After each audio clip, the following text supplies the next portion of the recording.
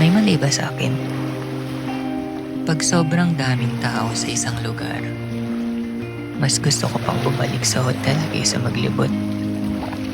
Hindi ko talaga gusto yung mataong lugar. Habang tumatagal, mas nai-stress ako kaysa nag-enjoy.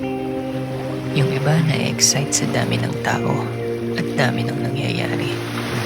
Ako kabaliktaran. Kapag sobrang ingay na ng paligid, parang gusto ko na lang bumalik sa kwarto at magpahinga. Siguro dahil introvert ako, kaya kapag nagtatravel ako, hindi ko hinahanap yung pinakamataong destinasyon. Mas hinahanap ko yung katahimikan, yung tunog ng hangin, yung alon, yung mga ambient sound na bihira mong marinig sa araw-araw. Kasi para sa akin, yun ang totoong pahinga.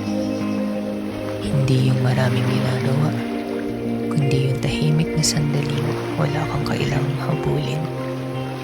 Ikaw ba?